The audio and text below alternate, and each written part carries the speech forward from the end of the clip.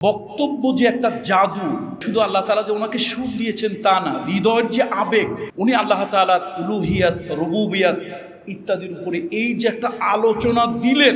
অসংখ্য জাসদ সর্বহারা পূর্ব বাংলা কমিউনিস্টের লোকজন অস্ত্র নিয়ে এসেছিল চাদরের নিচে। যে লোকগুলো চাদরের নিচে অস্ত্র নিয়ে এসেছিল, আজকে অঘটন ঘটাবে সে মানুষগুলো ওনার বক্তব্যে চোখের পানি মুছতে মুছতে সে রাতের বেলা মাহফিল ত্যাগ করেন।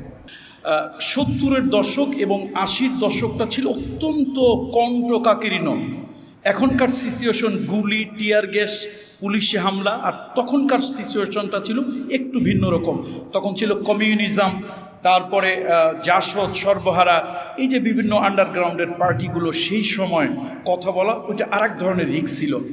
মাদারীপুরে বাংলাদেশের যতগুলি কুখ্যাত জায়গা ছিল, বিখ্যাত নয়, কুখ্যাত জায়গার মধ্যে মাদারীপুর হচ্ছে একটি জেলা যেখানে জাসদ সর্বহারা এবং পূর্ব বাংলা কমিউনিস্ট পার্টিদের আস্তানা ছিল। মাঝে মাঝে তুচ্ছ বিষয়কে কেন্দ্র করে গোলাগুলি হতো, এমনকি এরকম গোলাগুলি হতো যে গাছের পাতা পর্যন্ত, মানে বুড়ো বুড়িদের গ্রাম্য লোকদের কথা আর কি, যে গাছের পাতা পর্যন্ত উড়ে যায়, এরকম একটা ভাব।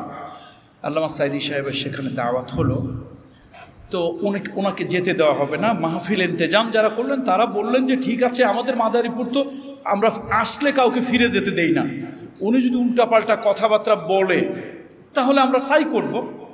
তো বিশাল বড় একটা চরমগুড়ি একটা জায়গা আছে, সেই মাঠে মাহফিল হলো, বিশাল বড় প্যান্ডেল হলো। মাঠটা এত বড় যে সে মাঠের তুলনায় প্যান্ডেলকে অতি ক্ষুদ্র মনে হচ্ছিল। আল্লাহু আকবার। বয়ান, বক্তব্য যে একটা জাদু, উনি কোরআনুল কারীমে শুধু আল্লাহ তাআলা যে ওনাকে সুর দিয়েছেন তা না, হৃদয়ের যে আবেগ, উনি আল্লাহ তাআলার উলুহিয়াত, রুবুবিয়াত ইত্যাদির উপরে এই যে একটা আলোচনা দিলেন। আমাদের মুরব্বী কাছে তখন তো আমার ওরকম ভালো জ্ঞান হয়নি, একটু একটু জ্ঞান হয়েছে। তো মুরব্বীরা বললেন যে অসংখ্য জাসদ সর্বহারা পূর্ব বাংলা কমিউনিস্টের লোকজন অস্ত্র নিয়ে এসেছিল চাদরের নিচে।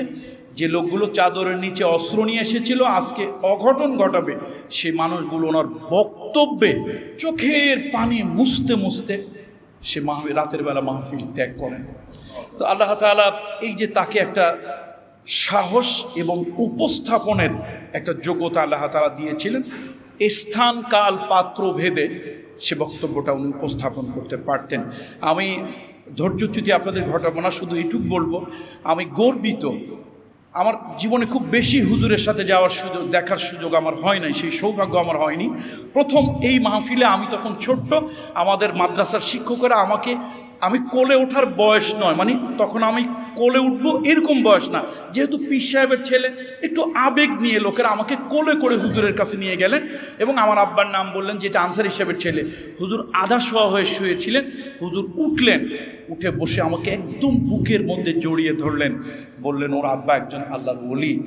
আমি এই কথাটা, শামীম ভাই আমাকে একবার হুজুরের বাসায় নিয়ে গেলেন এবং আমি আমার হজ লাইসেন্সের পারপাস হুজুর যে সংসদীয় দায়িত্বে থাকার পরও আমানতদারি কাকে বলে, দল, সংগঠন, পরিবার, আত্মীয় কাউকে তিনি সামান্যতম সহযোগিতা তিনি করেনি। আমাকে একটা ডিউ লেটার হজ লাইসেন্সের ক্ষেত্রে দিলেন, দিয়ে বললেন যে তোমার আব্বা একজন আল্লাহর ওলি ছিল। আমি ডিউ লেটার তোমাকে দেইনি, আমি সেই ওলির প্রতি সম্মান দেখালাম। সর্বশেষ আমি এই এইটুক বলবো যে সাইদি কিভাবে হলো। আমি কামরুল ইসলাম সাঈদ আনসারি, দেলোয়ার হোসেন আনসারি সাহেবের ছেলে হওয়ার কারণে আমি বাপের নামে অর্ধেক চলে যাই। সাইদি কিভাবে সাইদি হলেন সারা দুনিয়ায়? আমার আব্বু বললেন যে তখন 60-এর পরের যেই সময়টা, রাজারবাগ পুলিশ লাইনে তখন হুজুর সম্ভবত খুলনায় থাকতেন, তাকে খুলনার হুজুর বলা হতো। আব্বা বললেন যে আমি একজন পীর সাহেব, সেই হিসেবে লোকেরা আমাকে একভাবে শ্রদ্ধা করে। খুলনা থেকে একজন মৌলানা আনা হলো আমার নামে নাম। তো এই মৌলানা লোকজন বোধহয় চাচ্ছিল তাকে পরে দেবে, এখন আমি হলাম পীর সাহেব, আমাকেই তো পরে দেবে, ওনাকে আগে দেবে। তা আমি শুনলাম লোকের কাছে উনি কোরআন শরীফ দিয়ে এত বাস্তবমুখী কথা বলে। তা আব্বা বললেন যে আমি তার একটু আলোচনা শুনবো, আমি যদি পরে হই তাহলে তো এটা তাড়াহুড়া হয়ে যাবে। তো মাহফিল কমিটিকে বললেন যে ওই যে খুলনার যে সাইদিকে আসছেন ওনাকে পরে দেন, আমাকে আগে দেন, আমি কিছু তালিমি কথা বলে চলে যাই। মাহফিল কমিটি খুব খুশি হলো, তারা মনে মনে এইটাই চাচ্ছিল, কিন্তু উনি একজন পীর সাহেব, এটা বলতে একটু হেজিটেশন ফিল করছিল। তো আব্বা বয়ান করলেন প্রথম, আল্লামা সাইদি সাহেব পরে করবেন।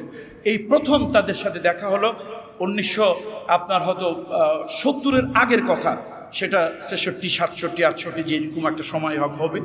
তো আব্বা বললেন যে উনি আসলেন, স্টেজে বসলেন, আমার প্রতি যে শ্রদ্ধা উনি দেখালেন, তা আমি মনে মনে ভাবলাম এটা তো স্বাভাবিক, আমাদের বক্তাদের একটু চরিত্র হলো নিজেকে তুলে ধরার জন্য অন্যকে একটু তেল মালিশ করা। গ্রাম্য ভাষায় বলে ওই পাতে একটু তরকারি দেন, মানে আমার লাগবে আমি নিজে না বলে আরেকজনের পাতে দেওয়ার কথা। তো আব্বা বললেন যে আমার কাছে এরকম মনে হলো মেকি কিনা।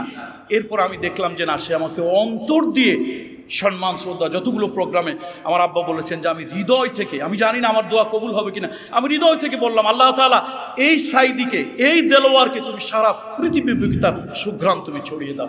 এই যে আলেমদের প্রতি একটা শ্রদ্ধা, একটা সম্মান বোধ, এটা আল্লামা সাইদি সাহেবের ছিল। সাইদি বড় হয়েছেন নিজের এই অবস্থার আলোকে। একটু কথা বোধহয় ধৈর্যচ্যুতি হবে, না বললেই নয়। আমার আব্বার একজন মুরিদ নারায়ণগঞ্জে বাড়ি, হুজুরকে দাওয়াত দিয়েছিলেন, হুজুর বিদেশে একটা প্রোগ্রামের কারণে যেতে পারেন নাই। উনি সরাসরি চলে আসছেন শহীদবাগের বাসায়, এসে বলছেন আমি আনসারী সাহেবের মুরিদ, আপনি গতবার দাওয়াত নিয়েছিলেন, আমার দাওয়াতে যাননি, এবার আমার দাওয়াত নিতে হবে। হুজুর দাওয়াত নিলেন, উনি একটু টিপ্পনি কাটলেন আল্লামা সাইদিকে, আপনি গতবার প্রচার করছি যান নাই, এবারও যদি না যান তাহলে আমার সম্মানের হানি হবে। হুজুর বললেন যদি আল্লাহ তাআলা আমাকে হায়াত বাঁচায়, কোনোভাবেই আপনার দাওয়াত বিদেশের প্রোগ্রাম হলো মিস হবে না, আমি সেভাবেই করবো ইনশাআল্লাহ। উনি একটু ঠাট্টা করে বললেন তাহলে আপনি আগে ভাগে যাবেন, আপনাকে রেখে আমি প্রচার করব। উনি বললেন ঠিক আছে, আমি দুপুরের খাবার খাবো। আমার সেই পীর ভাই ঝরঝর করে কেঁদে দিয়েছে সাইদি সাহেবের কথার এই, মানে ওনার ইন্তেকালের এই সংবাদ বললেন যে ভাইজান উনি ঠিকই দুপুরবেলা চলে আসছে, এত বড় মাপের একজন আন্তর্জাতিক বক্তা দুপুরে চলে আসছেন। উনি তো অবাক হয়ে গেছেন, বললেন যে আমি আকাশের চাঁদ হাতে পেলাম, এটাও কি সম্ভব? ওনার মতো একজন বক্তা উনি দুপুরবেলা বলছেন, কথায় কথায় বলেছি চলে আসছে। উনি গিয়ে হাসি মুখে বললেন ঠিক আছে, আপনার যা আছে তাই খাবো, আমি গেলেই তো আপনি প্রচার করবেন, ঠিক আছে তাহলে প্রচার শুরু করে। এই নারায়ণগঞ্জের নাঙ্গলবন্দের কথা বলতেছি। তো সাইদি বড় হয়েছেন তার অনেকগুলো মহৎ গুণের দ্বারা। আমার সামনে যে তরুণ প্রজন্ম, আমি সহ আমার যে তরুণ প্রজন্মের বক্তাদেরকে বলবো আসুন আমরা এই সমস্ত মানুষদের জীবন থেকে শিক্ষা নেই। সাইদি সাহেব চলে গেছেন, সাইদি সাহেব ইন্তেকাল করেছেন, আমি কষ্ট পাইনি, আল্লাহর কসম কষ্ট পাইনি। কেন? মানুষের মৃত্যু অবধারিত, কুল্লু নাফসিন যায়িকাতুল মউত, কিন্তু এত ব্যথা পেয়েছি। মনের একটা ইচ্ছা ছিল উনি আবার বের হবেন, অন্তত ওনার সোহবতে একটু বসবো, পাশে থাকবো, আবার সেই ময়দানে আসবেন। শুধু উনি চলে গেছেন আর ময়দানে আসবেন না, এইটা এত ব্যথা পেয়েছি, হৃদয়কে কোনোভাবেই সেটাকে প্রবোধ দিতে পারিনি। ইন্তেকাল প্রত্যেক মানুষের অবধারিত। আজকে আমাদের চাচা, আমাদের পিতৃতুল্য মুরব্বী, আলেমদের ওস্তাদ আল্লামা জাফরি সাহেব হুজুর আছেন, হুজুর একদিন দুনিয়া থেকে চলে যাবেন, এটা অবধারিত সত্য। সাইদি সাহেব চলে যাবেন, এটা কষ্ট পাইনি, কষ্ট পেয়েছি, আশায় বুক বেঁধেছিলাম। লক্ষ কোটি মানুষ বুক বেঁধেছিল যে উনি আবার একদিন ফিরে আসবেন এবং আবার আমাদের সামনে দেখা দেবেন। আল্লাহ তাআলা ওনাকে নিয়ে গিয়েছেন, জান্নাতের উচ্চ মাকাম দান করুন। আবার যদি এরকম স্মৃতিচারণের কখনো সুযোগ হয়, জীবনের আরও কিছু স্মৃতি নিয়ে আসবো।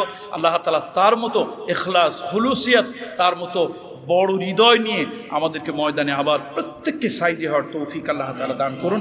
হাদা মা ইনদি ওয়াল ইলমু ইনদাল্লাহ। আসসালামু আলাইকুম ওয়া রাহমাতুল্লাহ।